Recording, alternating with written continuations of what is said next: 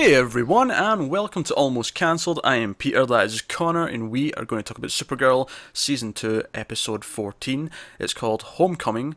Full spoilers for the episode, as always. I think we're getting into a little bit of a pattern here, where I'm starting off almost every review with, I liked a lot of this episode, but there was a couple of things I also didn't like. And That's fair. that kind of, I think that sums up this one. And it starts in a bad place because it opens with the morning after Kara I and didn't Mon-el got together. hate all of it though.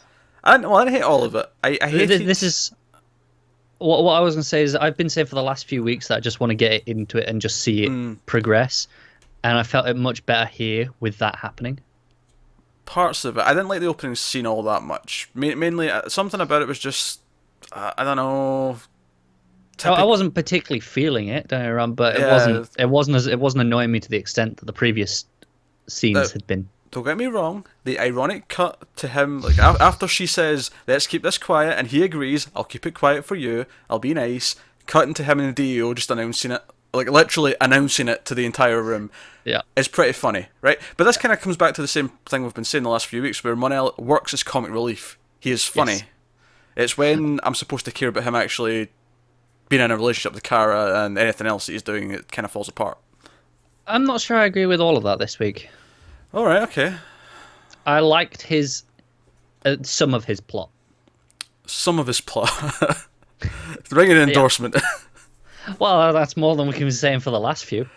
Yeah, that's true. I think I like the reactions from some other people in his plot. I didn't necessarily care for his side. Well, it's not so much. I like that he was the only one speaking sense. Well, he was, but the problem is though is that I'm not on board with him. So it just kind of frustrated me that I knew he was going to be right. See, I don't agree with that. I was like, well, he's the only one putting any sort of logic to this. I can appreciate that. He's still a bit of a dick to actually bring it up when they're all standing around. I don't know. I feel like they needed to be called on their shit at this point. No, bullshit. Him bringing it up. Like, if you're suspicious of the returning father, which we're going to get to that plot in a minute, you're suspicious of the returning father, the time to bring it up is not in front of him with all of his family who are happy that he's returned. That is not the time to do it. Perhaps not, but To me, it was another example of Mon-el not caring what anyone else thinks or feels and just saying what he thinks should be said. Just because he happens to be right in this case doesn't necessarily make it better. well, I think it does for me. The fact that it did need to be said. But that's because you're a dick, though. I was waiting for just someone. Someone needs to be saying this. Someone should be thinking They this. do, but not in that situation. He does it. Mon-el. It was like when he goes up to him and says, "You're a scientist. You should be agreeing that, yeah, question this." And he's like, "Yeah, we should just be putting this out there. It's a possibility." I appreciate that. Sure, but it's still not the time. Again, to me, it was just another example of him saying what he thinks without actually considering anyone around him. To the point where when Alex looked she was going to beat the piss out of him, I was cheering. I was like, "Yeah, Alex, beat him up." It was great. I have to disagree on this one this week. Oh no, because don't get me wrong. Yes, he's right, and of course I knew he was going to be right because that's the plot of the episode. It was obvious that he was going to turn out to be somewhat shady. It was impossible. Right. The show's not twisty enough to subvert my expectations with that. I don't think. I was hoping it was maybe a double swerve, but yeah. No. Okay, well we know everyone's going to expect this, so we'll swerve it again at the end, and then they never really did. So I wasn't super keen on Mon-el. Don't get me wrong, he does make a bit of an effort towards it because he goes to Win and Win gives him some advice, and and by the way, for like the 5th episode in a row, we more or less end. I mean, obviously there's a scene after it, but we more or less end with him coming over to the apartment again, which is becoming a bit of a running chuckle for me. But like we said last week, this one there's a reason for him to come over. Oh sure, yeah, sure. And this scene was fine, and he was making an effort. I don't know. It's this weird thing where I don't really feel like he understands. I think the character, because his entire thing with Kara and like courting her, if we're going to call it that, has been to not listen to her and just repeatedly make the same mistakes, and she eventually just kind of gave in. He didn't actually really change or understand. Yeah. I feel like whenever he does try to do something different, he's doing it because how she'll see it. So it's like, she'll like that I'm doing this, I'm going to do it. It feels very one-dimensional still to me. Well, see, that's why I liked him calling out the stuff in this episode, because it wasn't any way to impress Kara. It was like, no, Okay, this sure, is yeah. this is what I actually believe, and this is what needs to be said. So I can appreciate that. That is fair. That is a fair point. He's still kind of the vacuum in the show for me at this point, though. Fair enough. I mean, I liked him a lot more this week, but He had his moments this week, and like you said, you can justify some of the things he's doing in this one, but it just I think they've done enough damage to him over the last like 4 or 5 weeks that I'm at a point now where if it's too close to the middle of the scale, he's still kind of annoying me. that's fair enough. I'm seeing just a general thing. I'm seeing people say reviewers as well, saying that he's the most well-rounded and developed character on the entire show right now because he's not a hero or a villain. Bullshit.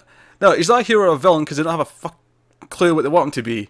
No, I agree with that. It's as much as I say I quite liked him this week. Is he balls the most developed character? His entire thing is I've got a crush on Kara, and I'm going to keep like every scene he's been in, like with the exception of this week because he did have some other stuff. But for the last since they came back after Christmas, every single scene he's been in is I like Kara. I wonder if Kara will like if I do this. Pretty much. That's been the whole thing to the point of stupidity. So no, that is flat out bullshit. But yeah. But like I say, the ironic cut to him telling everyone was funny. Comic relief works well. I did question a little bit when, like, even though it was funny, Jean was like, alright, you're going to have to go to HR and fill out papers and all that. I was like, wait, is he actually employed at the DEO?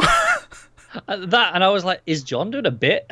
Yeah, I thought he was doing a bit as well. I thought he was going to say it was a joke. That said, it was kind of worth it for the end of it when Mon-el realises, yeah, today's training exercise is going to be rough on me and that. And she's like, yeah, I'm going to go start now. So that was amusing. I can give it that. So I wasn't super feeling the first few minutes because I wasn't keen on. I'm just not buying their romance, and the scene felt very. Don't get me wrong. The actual dialogue was a little bit better. The whole.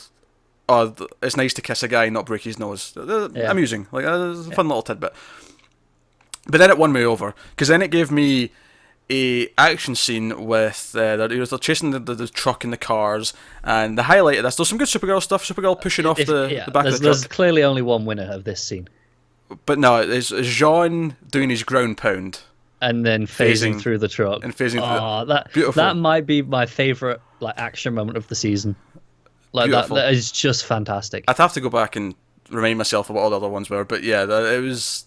I've not loved any other as much as I did in that moment when I was watching it. Oh no, it was top quality stuff. Some good Martian Manhunter and Martian Manhunting action. Yes, which did make it a little strange later on when he didn't phase too much. Yeah, well, it was only one point later on that bothered me. It was just because he seen a punch coming and he took the punch, and I'm like, wait a minute, where did he just phase and let his hand go? It was a bit where he ducks. It's like just phase. I guess if we want to try and explain it away, maybe it takes a lot out of him to phase, so he saves it for when. I guess. Like a truck's about to hit me. Now's the time to phase. A punch I can take. I mean, sure. It's just the very first time we see him phase. It's just through a little box. Aye, but that made a trick of the bomb. He was playing that safe. That's true. So. All right, maybe it does take energy. But admittedly, I think I'm just forgiving some. Kind of sloppy, and I think it's effects thing. I think they want to limit it just so they're not having to do the effects. It's one of those things that we have to take with all the superhero shows. It's like, well, the fluctuating power levels. Yeah, here's something that bothered me actually. So Jeremiah's in the truck, and we get to that whole plot, and then it's like, all right, the Cadmus has got a bomb that's going to take out Central City. Seems suspicious, all the rest of it. They track the heat signature because they think it's made from Supergirl's heat vision. They get to this location, and then this is when Jeremiah finally does actually act evil, which, by the way, probably my favourite line of the episode, because earlier on I was thinking, why isn't Jean just reading his mind to just make sure, now that he's suspicious, and I like the idea that he didn't because he wanted to trust his friend until it looked proper suspicious when he was walking away, and I love that he yells out, why can't I read your mind, like really angry, he's like, wait a minute, you're hiding something because I can't get in there. Yeah, it's fantastic. Yeah, the anger behind that line made that so much for me. I really like that. But like the whole episode, I was like, I don't want him to be evil because Dean Cain, but I was like, at least give me real cyborg Superman. Well, he's got a cyborg arm. I don't know if he's full on. I don't care. I'm at the point where it's close enough that I'm counting it for myself. All right, okay. But yeah, so one of the things I was thinking is they realize that this is all like a ruse. There's nothing there, and the fight with Jean and Jeremiah goes on for a little bit. I'm like, Supergirl should be back by now. She can fly, super speed. Yeah. And it stuck out even more to me later on because when they signed, Wynn's like, oh, by the way, don't be mad, but I put a tracker on Jeremiah, and they get there really quickly, just Supergirl and Alex. I'm thinking, the reason why they got there is because Supergirl fly, and she took Alex with her because obviously Alex is invested, and she's like, you're taking me with you, you're not like leaving me behind. So yeah, that's why they got there so quick, and that's fine, but it doesn't match up with the earlier episode. It doesn't, and it's something that happens like Flash, for example, all the time. How anyone hits him. Yeah, that's true. It's even worse than Flash because he's fast. He's broken the sound barrier like 3 times over at this point. No one should be able to touch him. Exactly.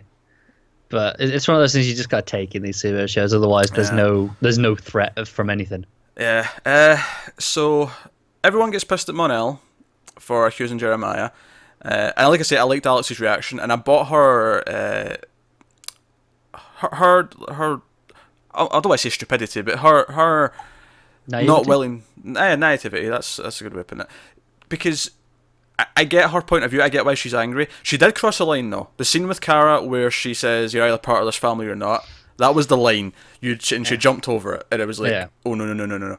A little bit much, and I mean I got her anger up until that point. I really did, but that line felt a bit just too far. Yeah, it did. It did. And then her. I know he turned out to be evil now and all, but I actually when Jeremiah meets Maggie, and he's like, things have changed. I actually really liked the line, well, no man was good enough for her, so that's a good dad line for finding out your daughter's gay, I think. It is. It's a good dad line. It's solid. I like it. And you say, he's evil. He's not he's evil. Not. Yeah, they're playing it like he's got a deal probably to keep them safe or something with Cadmus, like. Because we find out at the end they've got like a very Winter Soldier. They've got a ship that's going to target all the aliens. Because that's what the Jeremiah was stealing from the computers and the DEO was the alien registry of the US. And we see this ship at the end they've got, and that's going to presumably try and kill all the aliens.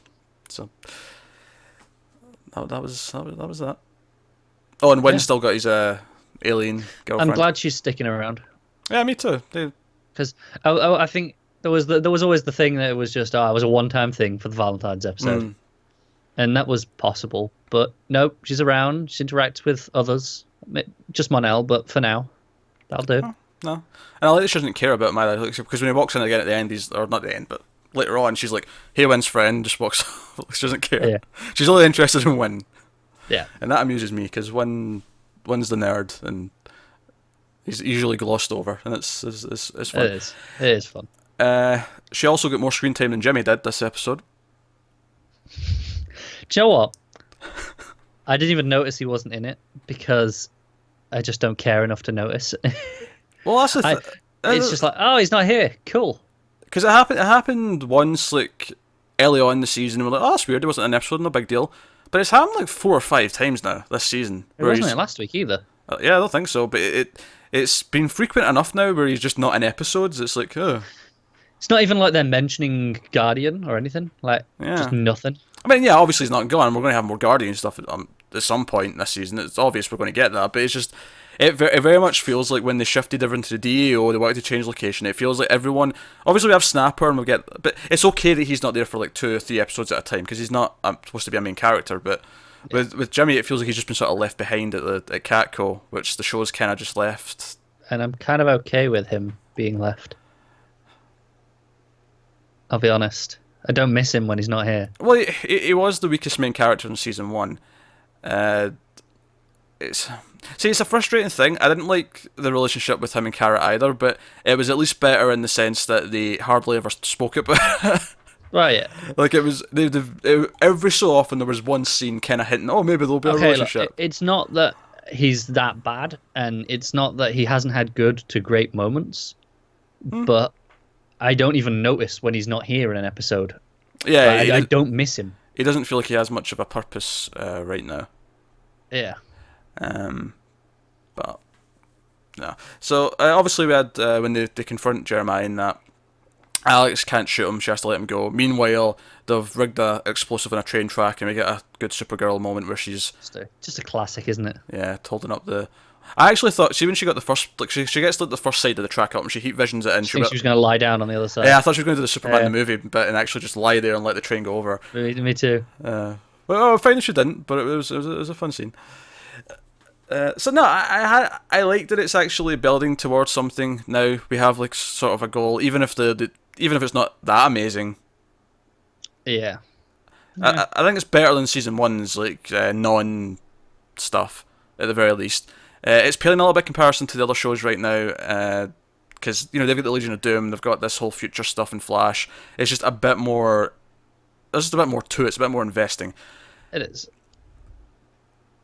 But the mon-el relationship really has taken up so much screen time, and it's kind of been dampening the episodes. And I still think it dampened this one. See, it didn't bother me in this one. It really didn't. No, I guess. And obviously we got another hint that he's not who we say he was. Oh yeah, because Jeremiah knows that. Yeah, because of course he does. Because of course, which is fine. I'm kind of like, hurry up, like back in like Supergirl Lives. That was the first one back. It was episode 9, and we said, oh right, so this is going to be the plot for this half of the season. Is the Daxamites coming for mon-el, and that's going to be the plot. And we're here. This is what, 14? Yeah, 5 episodes later, and it's still just a vague tease. And This is like, I think this might be the first time it's been mentioned since. I don't recall it being mentioned again. Maybe there might have been a. I think mon-el had a line about her knowing who he really was or something like that, but it was Maybe very subtle. Yeah, there wasn't much more to it. So I'm hoping we can invest more into the main plot going forward. Like I say, it's kind of, since it's came back after Christmas, it's been kind of a trend of, I like 2/3 of each episode, but there's the other third that I'm not as keen on. So, kind of hoping mon-el gets killed at the end of the season. I wouldn't be adverse to that. Like I say, even though this was my favorite episode with mon-el in a while, and I didn't really have any problems. I don't have any problems seeing the relationship, like I've been saying, as it's. I'd rather see it than just tease it for 5 episodes, because that annoys me more. So I don't mind, as long as it doesn't go on too long. Obviously, can't have it going into season 3. Don't be stupid. It doesn't bother me, but don't, for the love of God, don't let it go into season 3. I don't mind it for now, because it's like, okay, this is just how this is going to play out, and it's going to play out for a couple of episodes, and then Kara's going to learn who he really is. He probably is going to sacrifice himself at the end of the season as an act of heroism, and that's fine. That's cool. I get that. That's the story. Just as long as he doesn't survive, and we have this relationship in season 3 as well, that would annoy me then. He just needs more depth. There needs to be more to him. Yeah. Because all he is, literally all he is right now is he likes Kara and he's terrible at being a human being. That's basically it. He's just a selfish ass who keeps doing whatever he wants. And he does kind of make an effort in this one, but yeah, I don't know. Too little, too late, maybe. Yeah. That's fair. Anyway, that's this week's Supergirl. And I hate to sound so down on it, because I actually did like most of the episode. I had fun, the action scenes were good, and I do like most of the characters. It's just, and anytime you get Dean Cain back on screen in a Superman related thing, that's never not going to be good, is it? I'm more excited about Terry Hatcher, I'm not going to lie. Well, that's because we've had Dean Cain a few times. Well, yeah, but Terry Hatcher is a much better Lois Lane than Dean Cain is Superman.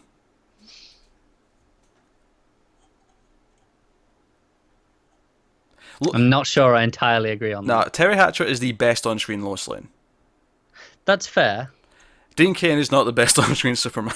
That is also fair, but I don't know. That doesn't equate the same to me. Like, the competition is lesser for Terry Hatcher than it is for Dean Cain. Is it? Kind of. Well, let's look at it. It is in my mind, at least. Terry Hatcher, you've got her against Amy Adams, Margaret Kidder, and Erica Durance from Amy Smallville. Adams has had, what, half a film where Well, she didn't really get to do much, did she? Well, she got a decent amount to do in Man of Steel. All right, yeah, but after that, Okay, sure. Yeah, but regardless of the quality of the film, she's actually quite a good actress for Lois Lane. she is. She is. But I'm talking about not just not just the actress themselves, but the character portrayal of them as well. It's still better than Kate Bosworth in Superman Returns. She was dreadful. She's the worst. Easy. Oh yeah, yeah, guaranteed. No arguments Awful. here. Margaret Kidder's very good. Margaret Kidder's number 2. She Yeah. goes after Terry Hatcher. Yeah. And then I guess Erica Durance is... I don't know. My hatred of Smallville kind of colours my opinion on this one. She's all right. She's not bad. Yeah. I really don't think she is. She shouldn't have been there, but... Probably not, but But her yeah. herself isn't that bad. Yeah, no, I agree. I feel like Amy Adams is better if she was given... If she would be better material. if she had a real role to do. Yeah. Yeah, it's murky. Maybe I'm feeling the same with the way you do about Smallville there, where what she's in colours more than her portrayal. Yes. It's just maybe not that fair. Yeah. And then Dean Cain's again is Christopher Reeve, who's obviously number 1. That's exactly. It doesn't go without saying there. So that's that. Tom Welling's worse. Yeah. He's dead last. Yeah. Cavill's not dead last, even though the character he's playing is the worst. But him himself isn't bad. Yeah, like he could, if you give him the script, see when you see him in interviews and he's smiling, like He could carry it so well. he could be Superman. Unfortunately, he's not been able to be Superman, despite being in 2 films where he's supposed to have been Superman. Yeah. Brandon Routh is all right. He's okay. He kind of suffers from doing a Christopher Reeve impression rather than He does. He doing his doesn't own get thing. to, we don't really get to see what his Superman is. And then we have, I forget his name, but the one from Supergirl. Tyler Hoechlin. There you go, Tyler Hoechlin. I forgot his name. He's pretty good. He was good. I obviously didn't see a whole lot of him, but from what we've seen, pretty solid. Yeah. I think Dean Cain's my number 2 behind Reeve, to be honest.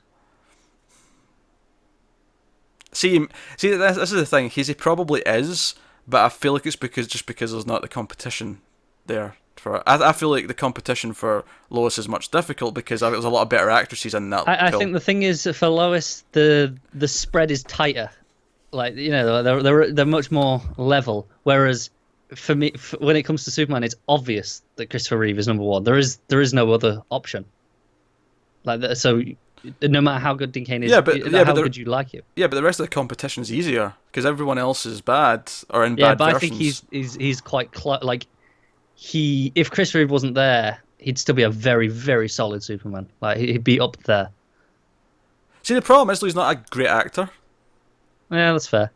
Like he's fine as Superman, but he's not a great actor. Like he was always the weaker the actors on Lois and Clark. Yeah. That's not that I dislike him. I like him well enough, but he's not going to win any awards. Well, no, he's not. He's there because he's maybe not now because he's older, but at the time he was cast because he was good looking. Yeah, definitely not now so much. And I mean, don't get me wrong. I'm not saying he's aged badly or bad reasons. But he is aged. He's aged. Yes, he's a older middle-aged man now. Yes, that is not unfair to say. So we're on a bit of a tangent there, but yeah, that's a good. We actually had less to say about this week's than we have. Because it was so straightforward. Like it was pretty straightforward. It played the emotional beat well, but everything was as you expected. So, and that's fine sometimes. And I want to point out, like, even though I think Alex crossed the line in that scene where she gave the family line to Kara, I do think the acting was good. Oh yeah, I want to point that out. I think she delivered the line well. I just think that line was a bit cruel. Like I really would expect her to apologise to Kara. Yeah, it did for that line. feel like we were missing that a little bit. It felt like she had to apologise. Maybe we'll get it next week, but I feel like the show doesn't pick up those little things like that. It doesn't usually, and I liked her with Jeremiah at the end. Like I thought they play off each other really well. Yeah, again, Charlotte Lee's pretty good and can handle And that I like stuff. that she's still got the alien gun. She's still got the alien gun. Was it just me or was I thinking, shoot him in the leg? I considered that, but I think she's still like, I really want to shoot my dad. Okay, sure. And then Helen Slater shows up at the end and Alex has to go. I mean, let's think about how powerful that gun is. It's probably going to blow his leg clean off. It's not just like a bullet in it, is it? True. Surely the EO are equipped with some stun guns as well, so you can whip out the stun gun and shoot him with that. You'd think, but he did block bullets earlier on. Okay, sure. Yeah, just as a rational argument here. All right, fine. Pretty Of fun. course, yeah. It was, yeah. At its moments, I'm still like going into like the first chunk of the season. I think Supergirl was the one I look forward to the most each, out of the superhero shows. But now I probably look forward to Flash more. Right now, Yeah, and potentially Legends. depends. Yeah, Legends potential as well because the plot's a little bit better. Yeah, Uh, but no. So hopefully the end game of the season because we got 7. 7, 8. So this has got less than the other ones, hasn't it? I think it's still 8 though because Is 22. it got 22? Yeah. Right, so that's 8. Yeah. Yeah. So I've got eight episodes left. I'm hoping they can tighten the story up for the last chunk. The problem is, I feel like we won't get it till after the crossover with the Flash stuff. Well, what I can see happen is they'll deal with this Cadmus plot before that. Maybe, but like the end game plot isn't going to come in till after that.